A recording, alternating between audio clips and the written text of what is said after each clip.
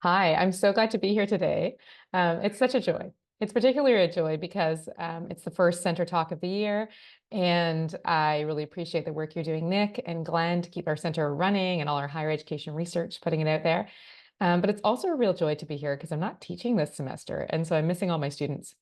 And there is a particular group of students that I really need to mention today because I see quite a few familiar faces. And that, of course, is the group from the AI working group that we started this past fall. So this was an introduction course called Recurring Issues in Post-Secondary Education. If you take an M.Ed or a PhD in the higher ed program here at the University of Toronto, you have to take this course. And so this past fall, I was joined every second week at the end of class by a group of students. And so we called this the AI working group, and I can see several of you are here today. So we used that space in the fall to really begin to determine what generative AI means for an M.Ed in education. And how might we incorporate language-based AI tools in our class assignments in some sort of meaningful way? So welcome to my AI working group. You guys have your fingerprints all over this presentation, and I'm going to open it up at the end of this talk to make sure they have a chance as well to share some of their thoughts. I think for most of us in that group, we found that the past year has been really fascinating. It's been a fascinating time to be at a university. For me, it was just over a year ago that I began to hear of ChatGPT and how it was rocking the world of academic integrity. We had this language-based artificial intelligence program. And it was academic integrity that was the center of most of those conversations. How do we police our courses to ensure this technology is only being used to enhance student work rather than generating the content for them? And our response as professors, as institutions, administrators, was originally one of panic. And many of you have seen Dr. McCann's talk with the great graphic that talks about the new hype curve. And we could definitely use this image to interpret and explain our panic about academic dishonesty. So although we've panicked, there is counter evidence to suggest students may not be using ChatGPT as much as we suspect. So therefore, you could argue that the experiences around academic dishonesty reflect the message of this curve. We panicked, but it's not as bad as perhaps we thought. But my concern today is not with policing or academic integrity. And furthermore, I actually do think there may be a reason to panic, especially if we begin to see evidence that AI is making our M.Ed, our Master's of Education program, and those of us who work in it, redundant. And we would be just the latest in a long line of sectors to undergo redundancy. This is not new. I actually grew up in Durham region on the east side of Toronto near the General Motors car plant. And it would be trite, I think, to tell someone whose job was being replaced by a robot that their panic was sort of a normal part of the hype curve. Likewise, the huge number of secretarial staff, mainly women, who organized universities in the mid-20th century, they typed the papers, they managed the libraries, they had a legitimate reason to panic when their jobs were eliminated by the advent of the computer.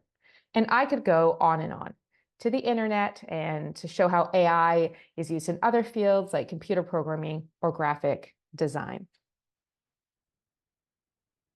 History does confirm that substantial shifts in technology eliminate certain jobs, or at least they decrease the number of people needed to do certain jobs. Technology shifts mean significant changes in labor and a significant change to the value of certain fields. So what does all this mean for a master's in education? Well, today I'm going to use my own program, higher education, as my analytic case study. But I hope you can apply these ideas to any course-based master's in the social sciences and make parallels with your own field. We're going to ask if there really is a reason to panic or worry about our redundancy in the face of AI. And we're going to walk through 4 paths of analysis today.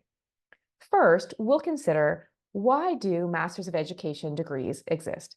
We'll look both at their place in a post-secondary education market of degree provision and in terms of the program goals, the actual content that they offer to students.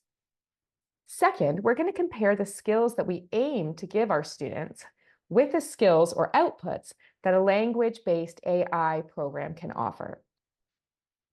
And third, we're going to examine this tension between the M.Ed program as this expert broker of knowledge and AI's claim or positioning that something similar is happening, that they can do that.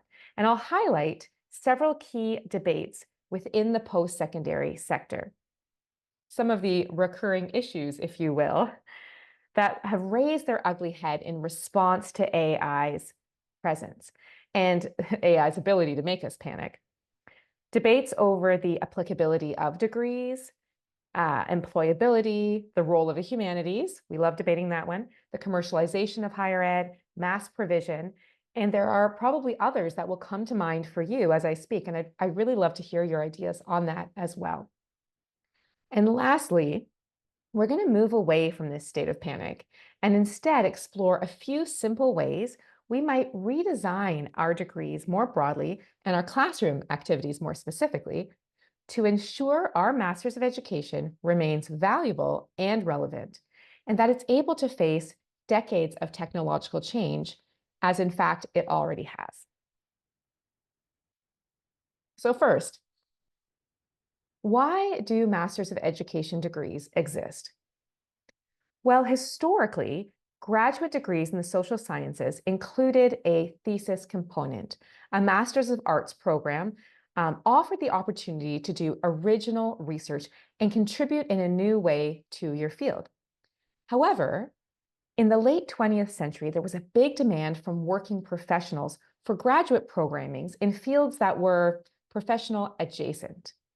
So in the higher education program, we don't offer a professional designation that's regulated by an external body, but our degree links strongly with a field, working in post-secondary education. And obtaining a Master's of Education degree contributes significantly to career advancement in that field.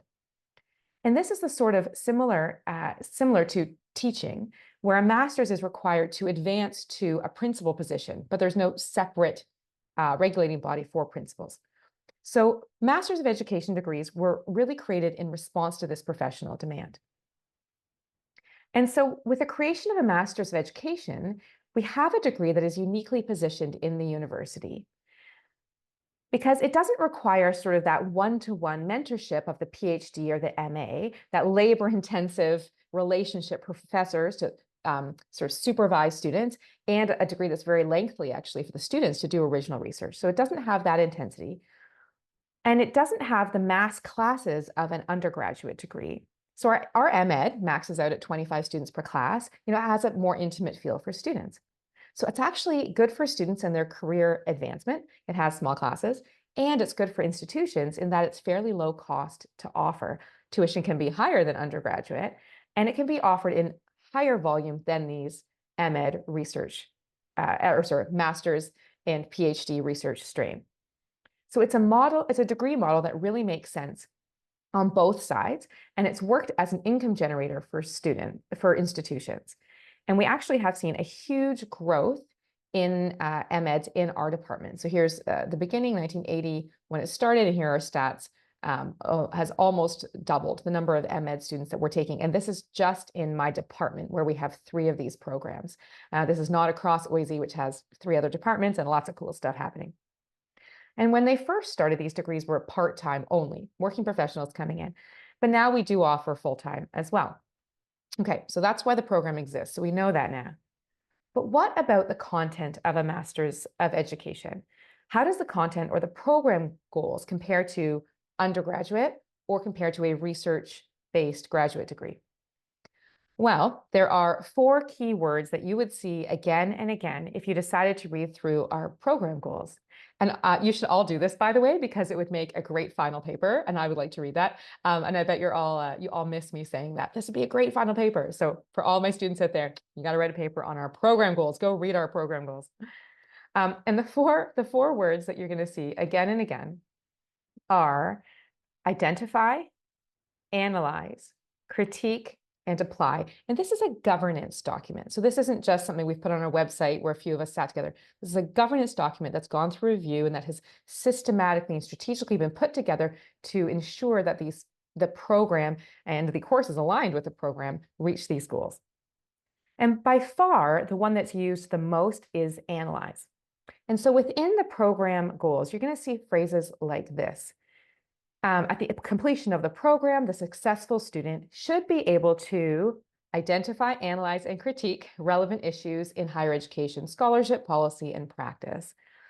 Analyze and critique theoretical frameworks, conceptual models, and the research methodologies employed in specialized areas of our field.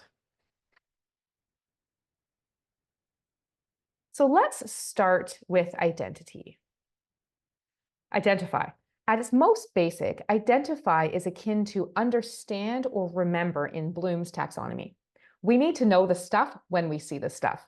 We need to be aware of the canons of our field, and we need to know how to find research when we need it. And then there is the analyze piece. We need to know how to sort information because analysis at its most basic is really good categorization. And within analysis, we have a strong emphasis on theory to interpret and make meaning of our research. Whether theories explain the relationship between government and institution or the multiple identities that students hold that shape their interaction with the world, theory and analysis becomes very important.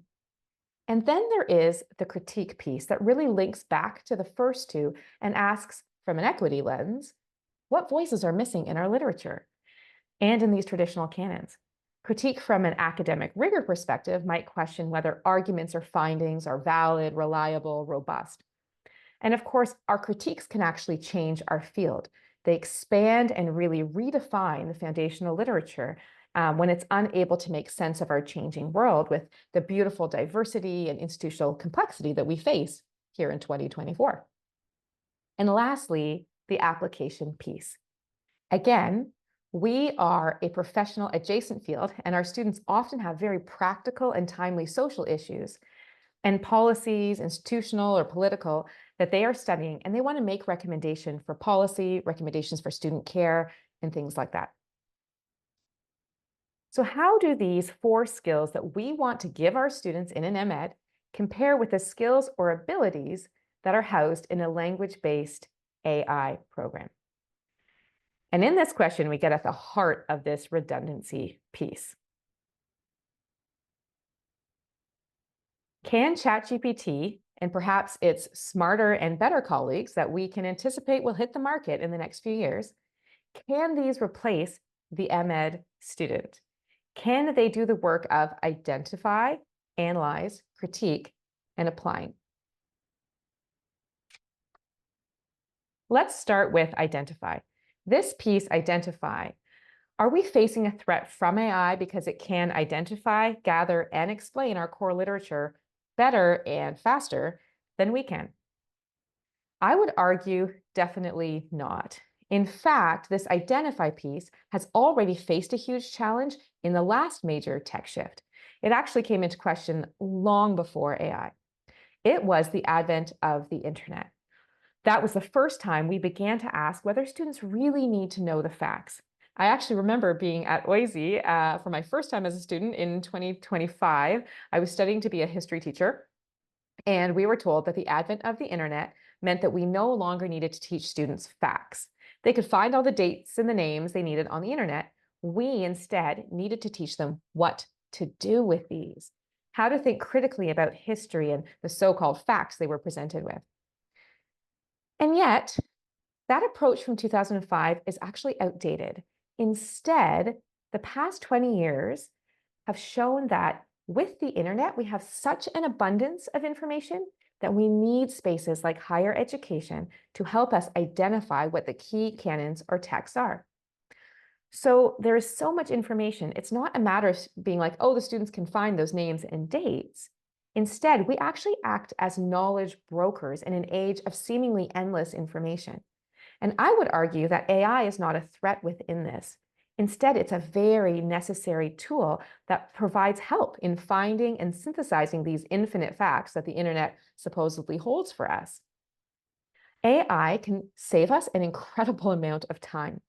And yes, there are absolutely concerns with our academic literature being hidden behind publisher walls and unavailable to internet sourcing AI programs.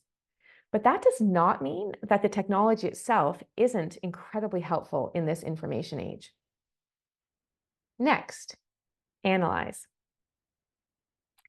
How are we interpreting and making meaning of the information we are identifying or are given? Well, AI can summarize literature for us and help us make connections that we may not have seen before. This was the point a student explained to me as part of an optional assignment I piloted in the fall. They explained to me that AI can link together literature trends or themes and help identify synergies that are a really, really good jumping off point for their analysis. So in these first two, identify and analyze, AI is a powerful tool. But will it make us redundant? Well, now I would align myself with my old teaching professors from 2005. And I would echo them in saying that our ability to critique is what allows us to remain relevant and I would say remain essential. This is the space where we need the more human element more than anywhere else. Because one of the most central critical questions in history education is the same one we're asking in higher education. Who is missing? And internet-sourced AI cannot generate that as new knowledge. It's our lived experience and particularly our vulnerable reflections when we are on the margins that allow us to powerfully critique this from an equity lens. And of course, there are other forms of critique as well. There is another line in the program goals at the bottom of the document that says we need to adhere to rigorous academic and ethical standards in all scholarly work consistent with accepted standards in the field. And this is one of the most foundational pieces that's under debate. It's most easy to see in those conversations about academic integrity, what are our ethical standards? But for us in the Masters of Education, we are the experts who can inform these conversations. Our critical analysis allows us to question what ethical norms exist and what they should be.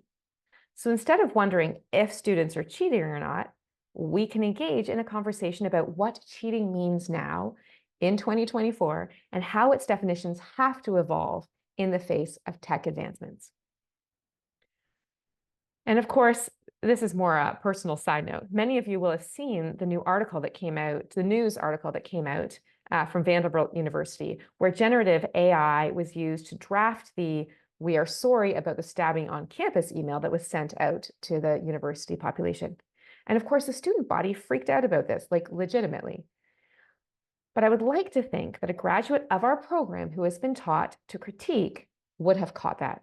They would take a bird's eye view and have the ethical conversations that they need to have about AI so that we make human choices in our administration work when we're using AI. Okay, application.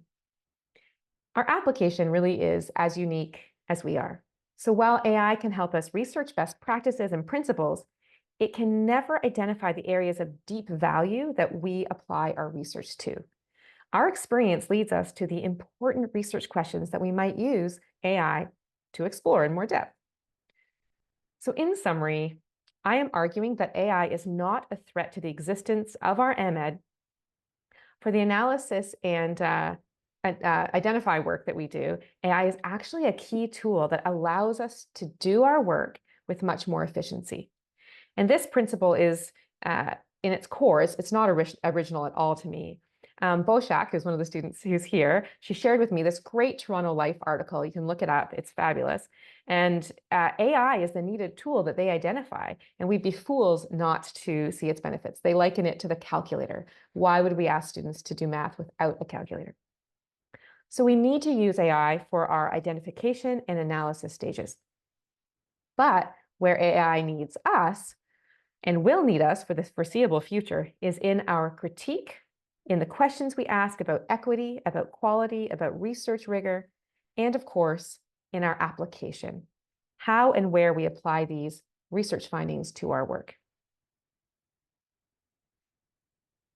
Now, there is a bigger question, a bigger picture I would like to turn to for a minute, to some of our recurring issues in post-secondary education in our field. I want to examine some of the debates that ripple through our field, and let's turn on our critical lens and consider how the emergence of AI has revealed tensions in several aspects of higher education.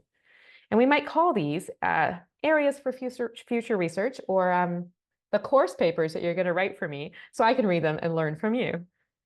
And for this, I'm going to move beyond the specifics of the M.Ed and consider post-secondary education, higher education, more broadly. First, I would be remiss if I did not actually talk about academic integrity at all. I've shown how AI is a tool at the graduate level for enhancing certain learning goals. But there are many who are concerned about students using AI to generate the ideas and write their papers for them.